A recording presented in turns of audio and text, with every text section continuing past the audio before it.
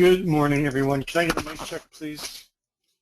And I apologize that I'm running a little bit late. Wait a minute.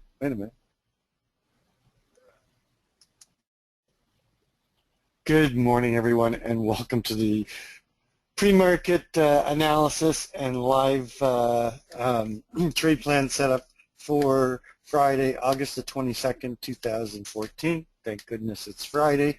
It's been an interesting week in the markets with very little volume and just this parabolic move on very low volume. For those that are new or visiting from Twitter, my name is Doug McKay. I'm the head moderator and founder of Quantum Leap. Quantum Leap is not a commercial venture. It is a private venture I started 5 years ago this week. We have a private Skype room.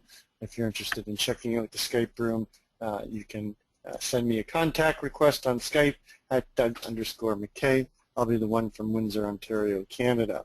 Or you can send me an email at d.mckay@stealthtrader.com. And I'm very open if you want to talk about the markets. I love talking about the markets. We can tell you what we're doing moving forward. Each day we come together and we do this live session where I go through my analysis. Usually we have our Quantum Leap trade tracker and homework sheet. Howard's still on vacation right now. That's one of the things that he takes care of, and posts the QLTP sheet into the Quantum Leap room each night. And then we go over the key numbers. And we usually start with a macro to micro. We have a very strict routine. If you are interested, there's many past recordings on YouTube. If you do a search on YouTube under Quantum Leap Trading, you'll find all the pre-recordings, and you can get a sense of what we do each morning and what our accuracy rate is. Of course, legally, I got to do this, so let's do it. This information is for the purpose of educating members who want to expand their knowledge of the business of trading. It's not for trading or investment advice. You and only you are responsible for the trades or investment decisions you make. Trading futures or any instrument involves risk or loss. Please consider carefully whether futures or options are appropriate to your financial situation. Only risk capital should be used when trading futures or options. Investors could lose more than their initial investment. Nobody at Quantum Leap is a certified trading advisor. We are retail traders operating within a self-organized learning environment. Past performance is not indicative of future results. Any trades that you see in Quantum Leap are for education purposes only. Please trade your own due diligence and trade your own trade plan. Now, I know I haven't been keeping the room open, or sometimes I keep it open and I'm not moderating it, and that's simply because of the fact that we're trying to get all this stuff done. We are launching our Stealth Alert service. That is going to be launching September the 1st, and basically what we've been busy doing for the last few months is we've been back testing and building a methodology around stealth analytic peak indicators, and I'm happy to say that we have 24 futures that we have been tracking, and we have proven a positive expectancy on all 24 of those futures. Some better than others, but they're all at a positive expectancy, and we're very pleased about that. And we're going to be running these alerts in real time, and we will be giving you all the information that you need to make the decision on the trade, where to get in, where to put your stop, where to take your profit. Some of them are multiple contract trades, and we will tell you exactly what the expectancy is, current expectancy, the running expectancy going back all the way to 2007, what the win percentage is, what the maximum drawdown is, so that you can take these trades. And as long as you use the law of average of large numbers and take these trades, we can give you a high probability of a positive expectancy. And then we'll continue to run this service throughout. Look for our website at stealthtrader.com. It's coming soon. We're going to make some minor changes to the current website to include the alert service. So look for that in the announcement September 1st for the alert service. But that's in a couple weeks, so let's just get to the markets right now. First thing we want to look at is the news today. Of course, we already had news at 8:30 Eastern Time We had Canadian CPI, retail sales, core CPI, retail, core retail sales. The big news today, of course, is two time periods. We've got the Jackson Hole Symposium all day, which we've had most of the week, so look for things to trickle out from there. But the two main pieces of news today is Yellen speaking at 10 a.m. And then Draghi speaking at 2:30 p.m. And these are all Eastern time. So it's going to be a day of news. So just be careful out there. If you're struggling in your trading, today might not be the day that you want to put money on the table. Because it's Friday and we've got economic news and anything can be said during the course of the day. So let's take a look. I always like to start with the macro to the micro and work my way down.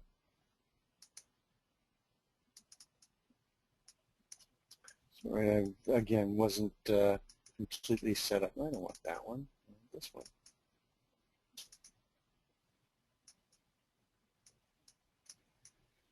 All right, so looking at the monthly, nothing changed forever here. It seems like this market never wants to even get any significant retrace in all of the last 2 years. I mean, and the biggest retrace, in the last 3 years was this move down here. So the slope and separation on the 9 EMA and the 20 SMA, very good. We came down, closed out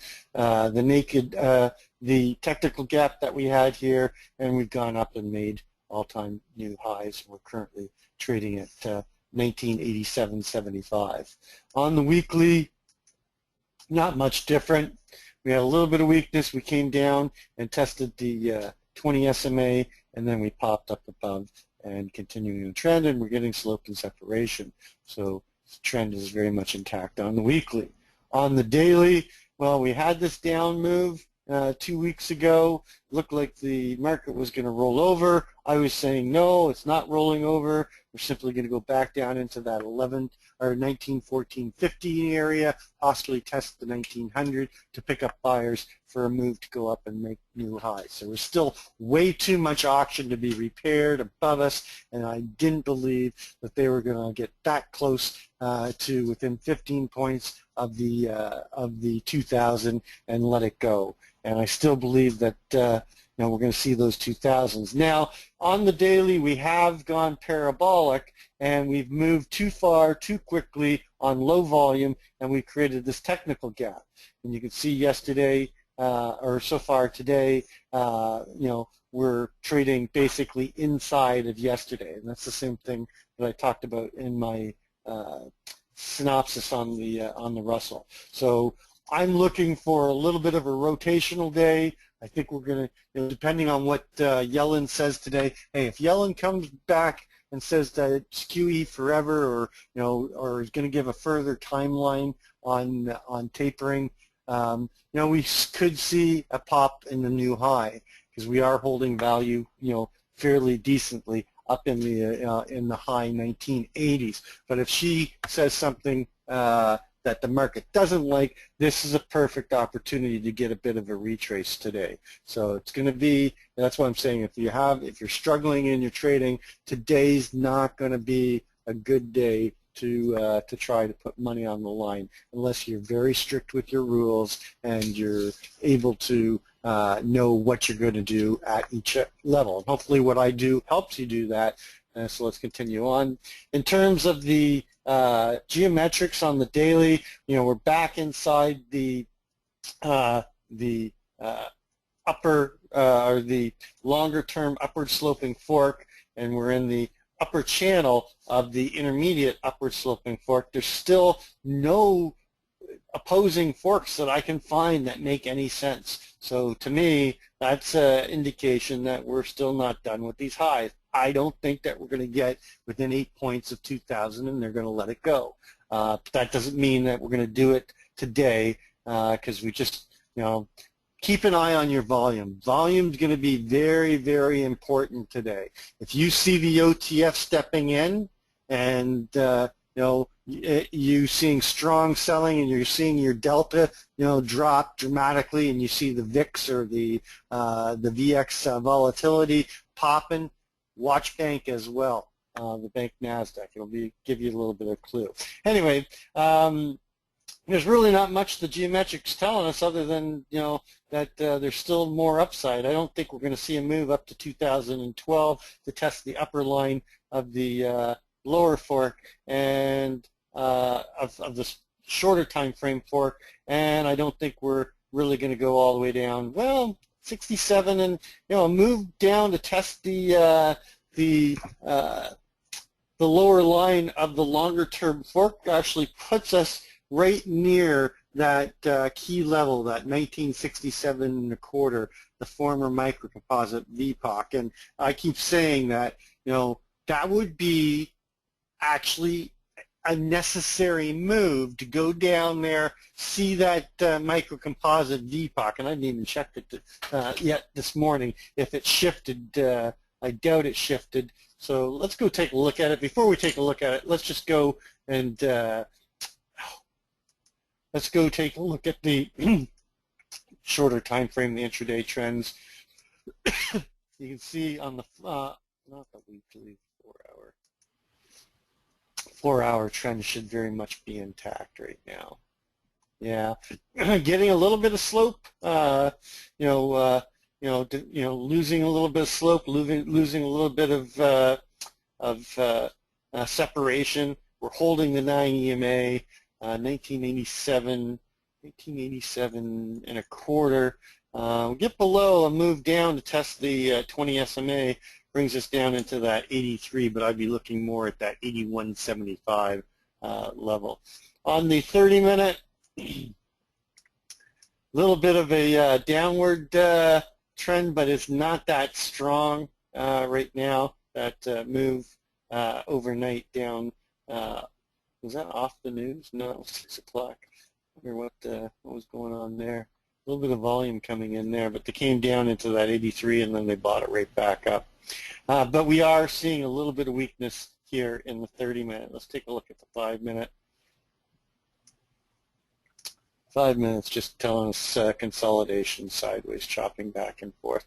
All right, so let's take a look at the big picture. Of course, we've got this. Let me bring this up so you can see this, because I want to bring this all up. We still have our microcomposite VPOC going all the way back to the May 26th breakout day when we broke out of that microcomposite with the VPOC down at the 1860 level. And then since then, there's been 3 main shifts of the microcomposite VPOC.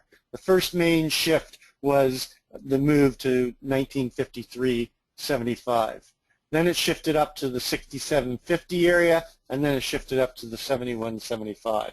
So for me, as I was saying earlier, a move back down to 67.25 and buyers stepping in there and the VPOC shifting is going to be a clue for me that we're coming down, buyers with more conviction, and then we go up and we test the 2000s. It's not saying it's going to happen, but it's something that I'm watching to see, and that will be a reaction for me, and that's something that I can engage on. We may just come down to the 71.25, and they may buy it up there. But I have a thinking, suspicion that we're going to come back down because we've got to close this gap here, and we're going to play ping pong in between the 67 and 71, get the VPOC, microcomposite VPOC shift, and then we're back off to the races and we go up and test the 2000s. That's a hypothesis, and that's all we can do as traders is think as, what if? And, I'm always thinking, 3 or 4 moves ahead, because if I got to think about it when it's happening, I'm spending energy thinking about it and not reacting to it. Right now, our overall microcomposite value area high is sitting here at 1979, just below this 1980. And then,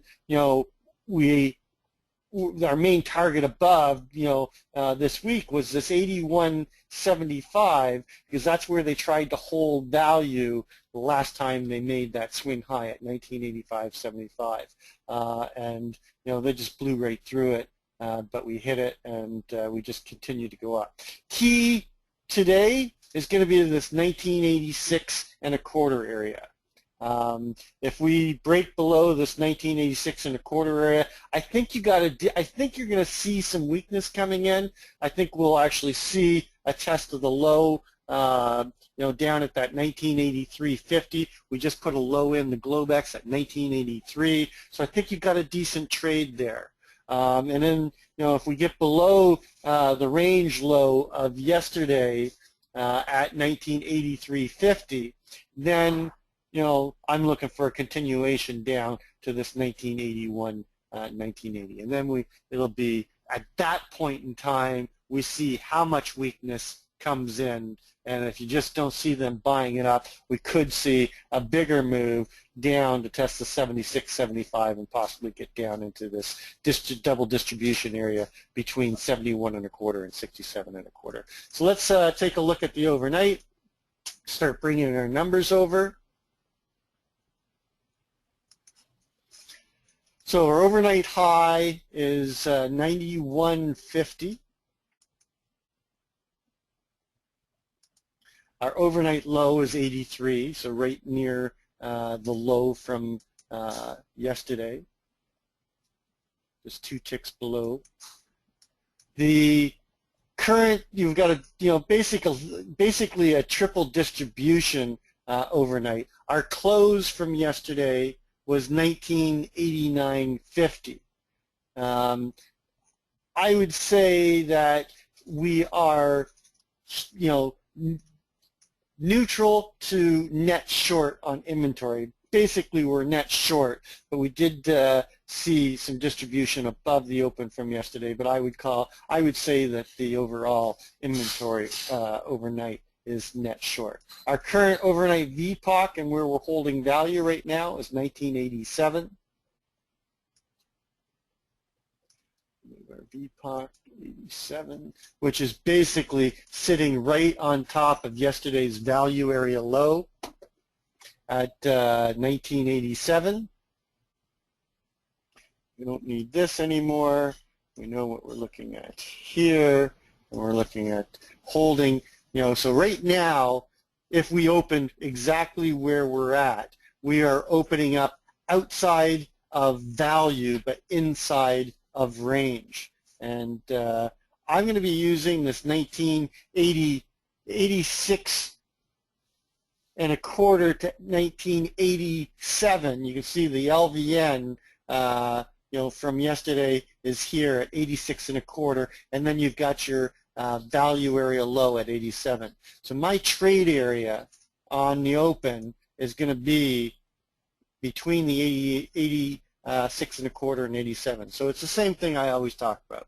You're getting short, you got to wait until you get below the CLVN and the LVN and take the short into, and you want to get funded before we hit the open of yesterday at 85. But that would be our first target below value.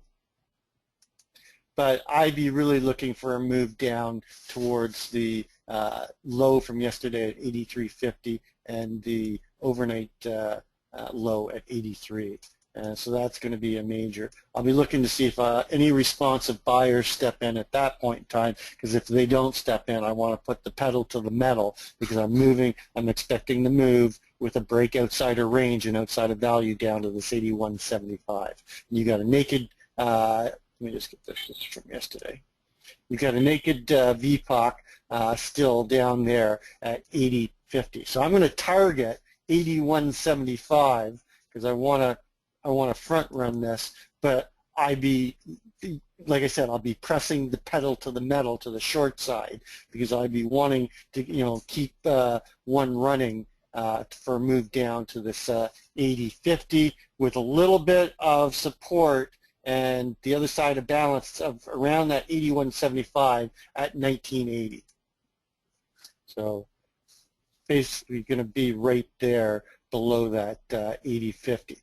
Then if they don't step in at there, I'm looking for a move down as my first target of the value area high from a shorter time frame micro composite, but it also lines up with the value area high overall on the long-term micro composite. So you've got this distribution area where they were trying to hold value up here, and then you've got the longer distribution where we'd be coming back inside of value and halt the price discovery. So I'd be targeting that 78 below as a target with the break of the 1980. And then I didn't take all these out. Sorry, a lot of these targets aren't going to change much. I like putting them in fresh just so that they're not just a line on my chart. I'm understanding why they're on my chart.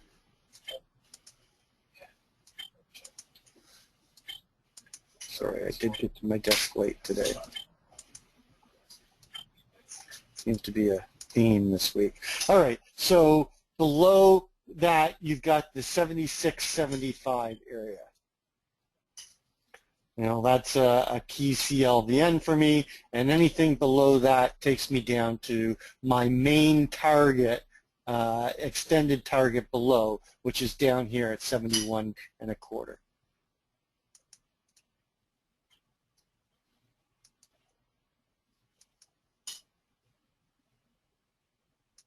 Come on.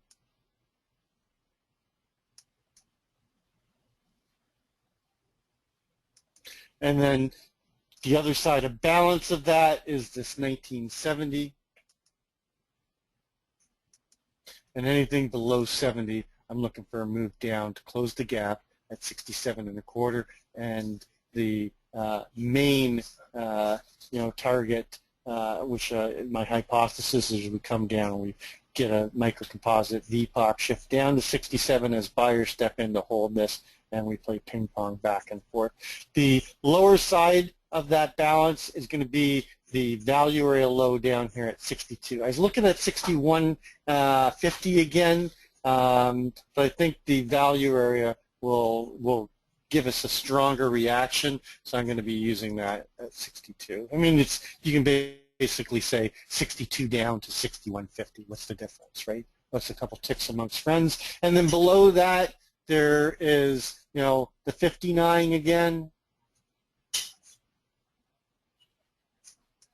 And then, back, main target, 52.75, 53 area, and all of those levels below. To the top side,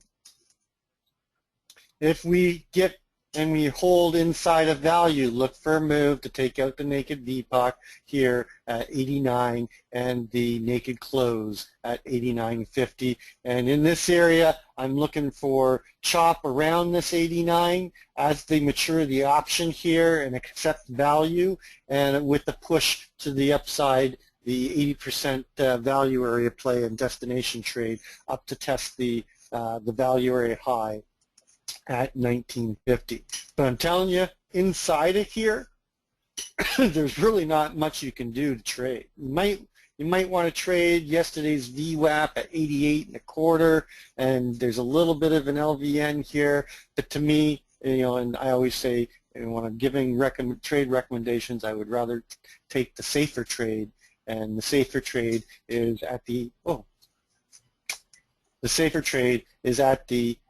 value area low or at the value area high right now. And in between, I'm just looking, there's no edge between those two areas in my mind. And then if you get outside of value, we break above this 1990-50, and we haven't taken the overnight low, and we've held value. Remember, you got a 96% probability of taking out the overnight high and overnight low. If we hold value and break the value area high, what do you think is going to happen? You're going to shift all that 96% probability to the upside and move to take out the overnight high and test the range high and the all-time high at 92.25. And then 92.25, I got nothing in between. I'm watching the 2000. And again, I don't want to be a person trying to fade a move into this 2,000 level. And then above 2,000, I'm looking for a rule of 10 to kick in, and my extended target, if we were to see a major move up today, which I'm not anticipating, I'd be looking at that rule of 10. Anytime you come up to a centennial number, whether it be 100 or 1,000, or 2,000, they have a tendency and a probability, and you can go and look at it. This is something that is great for stocks. It is great for indices and ETFs. They don't tend to just hold.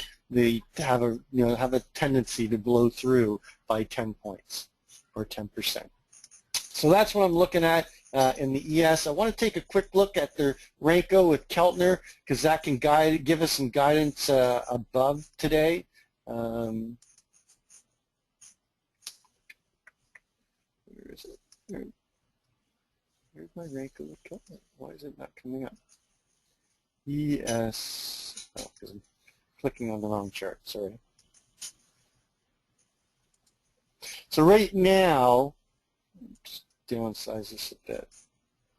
Right now, the center line is sitting right here at 87. So that's right at the value area low. So this lines up perfectly, and a move to test the upper Keltner line takes us up to test the all-time high and range high from yesterday at 92. Perfect. Well situated. And move down to test the lower Keltner will take us down to 81.25 or that 81.75. How beautiful is that? That's why I like watching the Keltner, because it has a tendency to, the Renko takes out some of the noise, but the Keltner usually lines up very nicely with our key levels on the volume profile chart. How are we doing for time? 9:15. All right, let's take a look at the Russell. Again, I've already put the Russell hypothesis up already. Where's my overnight bears? Bring this up. And so right now, we've been battling this 1156.10 level. This is a level that I've been talking about all week long. Okay, and then we've got the overnight VPOC here at 54, and the overnight VPOC, okay, happens to be the, so I just got to get my compass set. The 54, okay, we had this fractal high, this last swing high that took us up to that 1161.60 fractal high. Then they tried to hold value here at the 1154 area, 1154.60. Now we have the last, what is it, how many days? The last 5 days, okay, or 4 days I should say, they're finding value and accepting value here at this 1154. And this to me is a battle to hold and stay above the 1156 CLVN and hold value in around that 54. So again, 1156, okay, is going to be a key level to trade off of. Below it, I'd be looking. You got a nice strong move into the 1154 area, and even the, we had a pretty toothy profile, yesterday, and even one of the LVNs is just at that 1154 area as well. So if we can't get back above 1156, I'd be using 1156 again today, with weakness below coming down to test that 1154. Okay, and then the key level again still remains the same. That that value area low from the upper distribution right here at that 1150 is something that we need to hold. We're holding inside of this current microcomposite value area, but we're holding inside of the upper distribution or microcomposite as well. So as we fight this out, the key levels are going to be between this 1150 and this 1156. Above 1156, okay, you've got the naked close at 56.90, okay, which was the close from yesterday, and then you've got the overnight VPOC, which is where we've been holding value overnight, and yesterday's VPOC, naked VPOC, right there at the 57 area. And then I'd be looking for a move up to test the value area high from the micro composite here at 1158, which happens to also be just below the value area high and the range high from yesterday. Any break above the range high takes us to all those numbers we've been talking about all week, and you can. I'm sorry. No. And you know, we've got the 1160.50, we've got the 1161.60 and 63.10, but the big numbers above still remain the same, 65.50 and 68.30. I really thought with the strength of the ES that we'd see a return to balance and a move back up to this 1168.30 microcomposite VPOC. We haven't seen it, so you know, I think the Russell is one of the indices as you know, showing us the weakest. They just didn't have the volume. You know, we did the move in the ES on such high volume, low volume.